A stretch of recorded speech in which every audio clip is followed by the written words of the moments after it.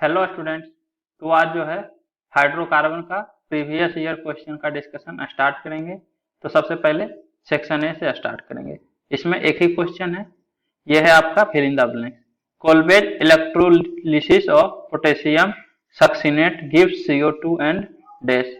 तो अगर आप पोटेशियम सक्सिनेट का कोलबेज इलेक्ट्रोलिसिस करवाइएगा तो क्या प्रोडक्ट बनेगा। तो सबसे पहले पोटेशियम सक्सिनेट होता क्या है। सक्सिनेट तो सक्सिनिक एसिड से बना होगा।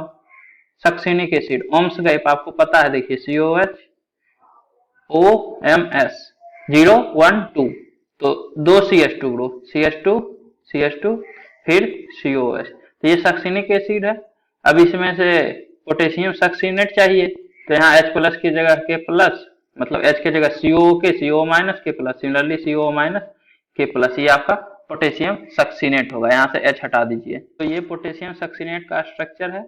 अब इसका कोलबेज इलेक्ट्रोलिसिस करवा रहे हैं, तो कोलबेज इलेक्ट्रोलिसिस में डीकार्बोक्सिलेशन होता है, बताए थे हम कोलबेज इलेक्ट्रोलिसिस। तो यहाँ से CO2 जाएगा, यहाँ पे रेडिकल, सिमिलरली यहाँ से CO2 जाएगा और यहाँ पे रेडिकल, तो CH2 यहाँ पे रेडिकल और यहाँ पे रेडिकल, ये दोनों आपस में बॉन्ड बना लेगा, तो CH2 डबल बॉन्ड CH2, ये आपका प्रोडक्ट होगा, प्लस CO2, तो ये आपका CO2 और इथिलीन देता है, या फिर इथीन।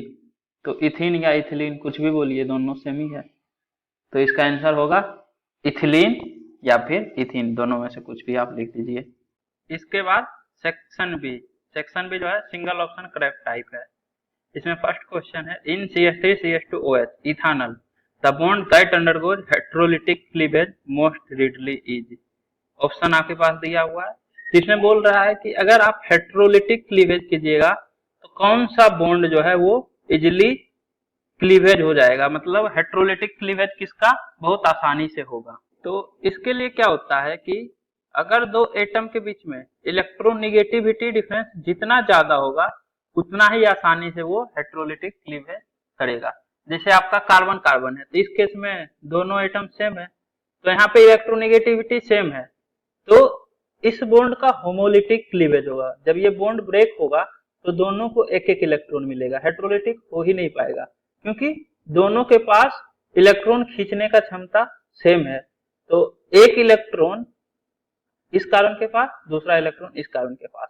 अब मान लीजिए दो डिफरेंट एटम है A और B, तो इस केस में क्या होगा, जब आप बॉन्ड क्लीवेज कीजिएगा तो अगर इलेक्ट्रोनिगेटिविटी A का ज्यादा है तो दोनों बॉन्ड इस तरफ आएगा, क्योंकि ये ज्यादा इलेक्ट्रोनिगेटिव एटम है। तो इलेक्ट्रोनिगेटिव डिफिनेशन क्या होता है इलेक्ट्रोनिगेटिविटी का, टेंडेंसी टू अट्रैक्ट इलेक्ट्रॉन। तो इसके पास ज्यादा टेंडेंसी है इलेक्ट्रॉन को अट्रैक्ट करने का, तो ये खींच लेगा इलेक्ट्रॉन, और इस बॉन्ड का दोनों इलेक्ट्रॉन ए के पास ही चला आएगा, तो इस तरह से ये माइनस और बी प्लस बनेगा। तो जितना ज्यादा इलेक्ट्रोनिगेटिविटी डिफरेंस रहेगा, मतलब ए एटम जितना ज्यादा इलेक्ट्रोनिगेटिव रहेगा बी के कंपेरिजन में, उतना जल्दी ये इलेक्ट्रॉन खींच लेगा, क्योंकि जितना कमजोर आपका विपक्ष रहेगा उसको आप उतना जल्दी हरा दीजिएगा, मतलब उतना जल्दी आप उससे इलेक्ट्रॉन खींच लीजिएगा। तो इसमें आप चेक कर लीजिए कि दोनों एटम में ज्यादा इलेक्ट्रोनिगेटिविटी डिफरेंस किस में है। यहाँ तो होमोलिटिक क्लीवेज होगा, क्योंकि दोनों का इलेक्ट्रोनिगेटिविटी सेम है। अब कार्बन ऑक्सीजन, कार्बन हाइड्रोजन और ऑक्सीजन हाइड्रोजन, तो इसमें ऑक्सीजन और हाइड्रोजन के बीच में इलेक्ट्रोनिगेटिविटी डिफरेंस सबसे ज्यादा है। तो सबसे ज्यादा इलेक्ट्रोनिगेटिविटी डिफरेंस ऑक्सीजन और हाइड्रोजन में है, इसलिए most readily heterolytic cleavage OH bond का हो जाएगा। तो इसका करेक्ट आंसर डी होगा। ऑक्सीजन और हाइड्रोजन में ज्यादा इलेक्ट्रोनिगेटिव डिफरेंस है as compare to carbon oxygen and carbon hydrogen. यहाँ पे तो इलेक्ट्रोनिगेटिव डिफरेंस ही नहीं है, क्योंकि दोनों सेम एटम है। सेम एटम है तो एक एक इलेक्ट्रॉन दोनों के पास जाएगा, होमोलिटिक क्लीवेज। इस तरह से हाफ एरो से दिखाते हैं, अगर एक इलेक्ट्रॉन एक तरफ जा रहा है तो हाफ एरो से दिखाते हैं, इस तरह से दोनों पे हाफ हाफ एरो, ये फुल एरो नहीं होगा। अगर इलेक्ट्रॉन इस तरफ जाएगा तो इस तरफ एरो दिखाएंगे, मतलब दोनों इलेक्ट्रॉन ऑक्सीजन के पास जा रहा है। इसके बाद सेकंड क्वेश्चन है, the product of combustion of an aliphatic thiol RSS8। तो आपके पास एलिफेटिक थायोल है, और इसका जब कंबशन होगा, जब इसको जलाएंगे, मतलब इसका रिएक्शन O2 के प्रेजेंस में करेंगे, एयर के प्रेजेंस में ही जलता है, तो क्या प्रोडक्ट बनेगा। टेम्परेचर दिया हुआ है 298 केल्विन, मतलब 25 डिग्री सेल्सियस। अगर आप देखें तो ये एक्चुअली में रूम टेम्परेचर है 25 डिग्री सेल्सियस। तो रूम टेम्परेचर पे क्या प्रोडक्ट बनेगा ये बताना है। इसमें एक और पॉइंट कि अगर आपको कंबशन प्रोडक्ट पता नहीं है तो आप एक बार बस ऑप्शन चेक कीजिए, आपको पता चल जाएगा कि प्रोडक्ट तो यही बनेगा, ये फिक्स है, CO2 plus SO2 plus H2O। देखिए option CO2 H2O SO2 CO2 H2O SO2 सभी में वही है। बस आपको ये चेक करना है कि रूम टेम्परेचर पे इसका फिजिकल स्टेट क्या होगा, गैस होगा गैस होगा गैस होगा या लिक्विड होगा। तो H2O तो रूम टेम्परेचर पे लिक्विड होता है, ये तो पता ही है, और CO2 गैस होता है, कार्बन डाइऑक्साइड एटमॉस्फेयर में रहता है। तो ये दो तो गैस होगा, सॉरी एक गैस एक लिक्विड, CO2 गैस 3 ऑप्शन में है और H2O लिक्विड। H2O यहाँ गैस है, रिजेक्टेड ऑप्शन है, रिजेक्टेड ऑप्शन या तो बी होगा या डी होगा, क्योंकि सी में CO2 लिक्विड दिया हुआ है। अब SO2 के बारे में आपको पता होना चाहिए कि सल्फर डाइऑक्साइड गैस होता है, तो इसलिए SO2 गैस, ऑप्शन बी ये करेक्ट है। अगर लिक्विड होता तो ऑप्शन डी करेक्ट रहता। इसके बाद थर्ड क्वेश्चन, मास गैस मेनली कंटेन्स, ऑप्शन दिया हुआ है C2H2 CH4 H2S CO। तो मास गैस में मीथेन रहता है, हाइड्रोजन सल्फाइड रहता है, कार्बन डाइऑक्साइड रहता है, लेकिन मेनली जो है मीथेन प्रेजेंट रहता है मार्स गैस में। सिमिलरली इसी तरह अगर कोल गैस रहे तो कोल गैस में भी मेनली मीथेन प्रेजेंट रहता है। इसके बाद फोर्थ क्वेश्चन है, what would be the product form when 1 bromo 3 chloro cyclobutane reacts with 2 equivalent of metallic sodium in ether। 1 bromo 3 chloro, तो आपके पास साइक्लोब्यूटेन है, फर्स्ट से ब्रोमीन, सेकंड थर्ड से क्लोरीन, और इसका रिएक्शन करवा रहे हैं सोडियम मेटल से, तो क्या प्रोडक्ट बनेगा। तो एक्चुअली में हम सिमिलर इसी टाइप का एग्जांपल करवाए थे, वहां पे 1 और 3 दोनों पे ब्रोमीन ही था। तो क्या होगा कि यहाँ से क्लोरीन और यहाँ से ब्रोमीन जाएगा और दोनों जगह फ्री रेडिकल आएगा सोडियम मेटल के प्रेजेंस में, और ये दोनों आपस में बॉन्ड बना लेगा। तो इस तरह से ऑप्शन डी ये वाला फाइनल प्रोडक्ट बनेगा जब 1 ब्रोमो 3 क्लोरो साइक्लोब्यूटेन का रिएक्शन आप करवाइएगा सोडियम मेटल के साथ। ईथर तो सॉल्वेंट की तरह एक्ट करेगा। इसके बाद सेक्शन सी, तो सेक्शन सी 1 और more than 1 option correct type है। इसमें फर्स्ट क्वेश्चन है, which of the following reaction produce propene as major product. तो आपके पास ऑप्शन दिया हुआ है, बताना है कि किस केस में प्रोपेन जो है बनेगा major product, CH3 CH2 CH3 propane. तो पहला देखिए RCOONA कार्बोजाइलेट आयन का साल्ट है, मतलब कार्बोजाइलिक एसिड का साल्ट कार्बोजाइलेट आयन है। इसका रिएक्शन करवा रहे हैं NaOH सोडा लाइम के साथ हीट कर रहे हैं। तो इस केस में -CO2 होता है, डीकार्बोक्सिलेशन, और प्रोडक्ट बनता है RCOO- से RH। तो इस तरह से ये हटाइए और यहाँ से हाइड्रोजन लगा दीजिए। तो CH3 CH2 पहले से था, एक हाइड्रोजन लगेगा तो CH3 CH2 CH3। तो ये आपका प्रोपेन बन रहा है मेजर प्रोडक्ट, ऑप्शन ए होगा। अब बी, ये भी आपका कार्बोजाइलेट आयन का साल्ट है, मतलब कार्बोजाइलिक एसिड का साल्ट कार्बोजाइलेट आयन है, प्लस H2O और इलेक्ट्रोलिसिस। तो इलेक्ट्रोलिसिस कर रहे हैं, तो इलेक्ट्रोलिसिस करेंगे तो बताए हैं कोलब्रुक इलेक्ट्रोलिसिस क्या होता है, RCOONA से RR बनता है। तो इस केस में ये R ग्रुप है, CH3 CH2 CH2, तो इस तरह से CH3 CH2 CH2 CH2 CH2 यहाँ H2 करिए, उसके बाद CH3। तो ये नॉर्मल हेक्सेन बन गया, जबकि प्रोपेन चाहिए, तो ऑप्शन भी नहीं होगा। कोलब्रुक इलेक्ट्रोलिसिस में RR बनता है, यहाँ पे RH बनता है, इसलिए 3 कार्बन एटम है तो 3 कार्बन एटम का हाइड्रोकार्बन अल्केन बनेगा। लेकिन इस केस में RR डबल हो जाएगा, तो इसलिए 6 कार्बन एटम का अल्केन बन रहा है, तो ये आंसर नहीं होगा। Next CH3 CH2 CH2 Cl alkyl halide है, इसका रिएक्शन करवा रहे हैं Zn, डाइल्यूट HCl से metal oblique H+। Reaction of alkyl halide with metal oblique H+, ये बताए थे प्रिपरेशन ऑफ अल्केन के टाइम, और वहां पे रिएजेंट भी बताए थे कि मेटल ओब्लिक H+ क्या क्या हो सकता है।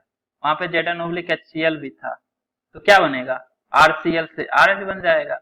मेटल ऑब्लिक H प्लस से रिडक्शन होगा तो यहाँ Cl की जगह हाइड्रोजन लगा दीजिए, CH3 CH2 CH2 और एक और H, तो CH2 से CH3 हो जाएगा, तो फिर से CH3 CH2 CH3 अल्केन बन गया। प्रोपेन यही तो बनाना था, तो ऑप्शन सी भी होगा।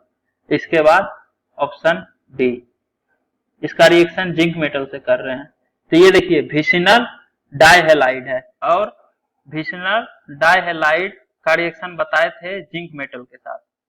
डी हेलोजिनेशन ऑफ विसिनल डाइहैलाइड, यहाँ पे अल्कीन बनता है, ये हम बताए थे। NaI या फिर जिंक के साथ जब रिएक्शन होता है तो दोनों Br हटता है और यहाँ डबल बॉन्ड आ जाता है, तो CH3 CH double bond CH2 alkyne बनेगा, ना कि अल्केन बनेगा। तो इस तरह से प्रोपीन बनता है, जबकि प्रोपेन चाहिए, तो ऑप्शन डी नहीं होगा। तो फर्स्ट का आंसर होगा ए और सी।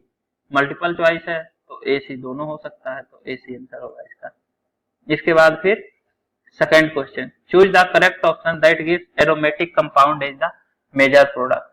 तो जो प्रोडक्ट बनेगा वो एरोमेटिक कंपाउंड होना चाहिए। तो सबसे पहले देखिए फिर से विसिनल डाइहैलाइड है, इसका रिएक्शन करवा रहे हैं अल्कोहलिक KOH से, उसके बाद NaNH2 से। तो जब अल्कोहलिक KOH से रिएक्शन करवाएंगे तो एक ही बार इलिमिनेशन होगा, ये हम बताए थे। जैसे ही एक H यहाँ पे एक H है तो एक H और एक Br जाएगा, डबल बॉन्ड आएगा, तो वो डबल बॉन्ड के साथ कंजुगेशन में रहता है, तो इसलिए फर्दर अल्कीन से ट्रिपल बॉन्ड में कन्वर्ट नहीं होगा, मतलब दूसरा एलिमिनेशन नहीं होगा। इसलिए सेकेंड टाइम स्ट्रॉन्ग बेस लिए है NaNH2।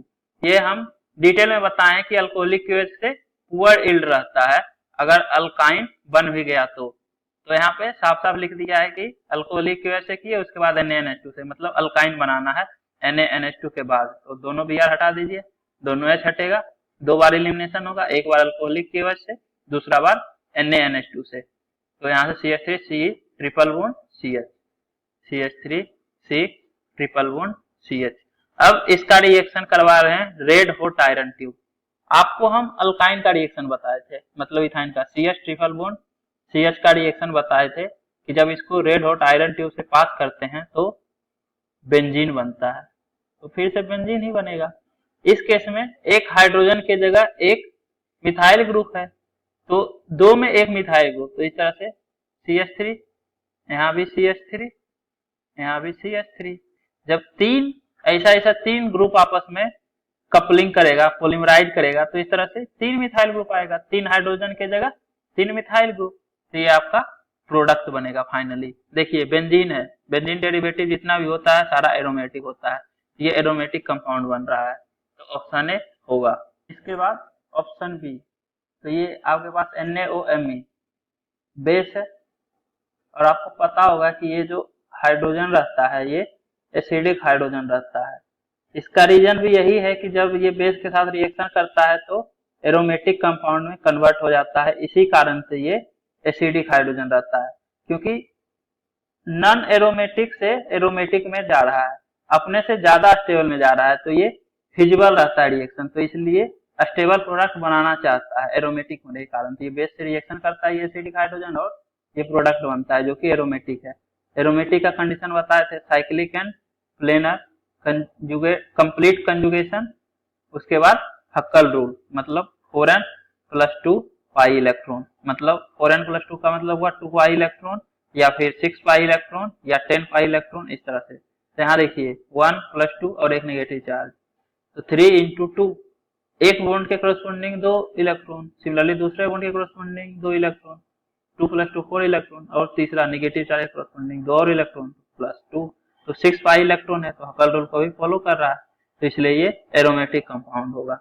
नेक्स्ट, तो ऑप्शन सी में जो है देखिए अल्काइल हैलाइड है, इसका रिएक्शन करवा रहे हैं NaOEt से, तो इस केस में ये स्ट्रॉन्ग न्यूक्लियोफाइल की तरह एक्ट करेगा ETO-, क्योंकि एसिडिक हाइड्रोजन है ही नहीं, तो ये बेस तो है लेकिन एसिड होना भी चाहिए एसिड बेस रिएक्शन के लिए, तो ये न्यूक्लियोफाइल अटैक करेगा, Br- बाहर, न्यूक्लियोफिलिक सब्स्टिट्यूशन, तो यहाँ से OET अटैच हो जाएगा, तो ये एरोमेटिक कंपाउंड नहीं है। फिर से वही देखिए कंप्लीट कंजुगेशन ही नहीं है, सिर्फ एक पाई सिग्मा पाई होना चाहिए था, और यहाँ अगर पाई आप कर भी देते हैं जैसे ये वाला होता है तो ये एंटी एरोमेटिक हो जाता है, क्योंकि 2+2 4 पाई इलेक्ट्रॉन होने के कारण।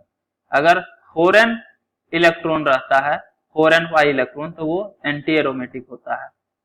यहाँ पे 4n+2 चाहिए हमको एरोमेटिक के लिए। Next benzene plus Cl2, access में Cl2 दिया हुआ है, अल्ट्रा वायलेट 500 केल्विन, मतलब Cl2 के साथ हीट कर रहे हैं, तो एडिशन ऑफ क्लोरीन हो जाएगा, मतलब एडिशन रिएक्शन होगा 500 केल्विन पे हीट कर रहे हैं, तो यहाँ से डबल बॉन्ड हटेगा और इस तरह से chlorine chlorine chlorine chlorine chlorine chlorine. और हाइड्रोजन तो अंडरस्टूड ही है कि इसमें एक एक हाइड्रोजन भी होगा, C6H6Cl6, बेंजीन हेक्साक्लोराइड।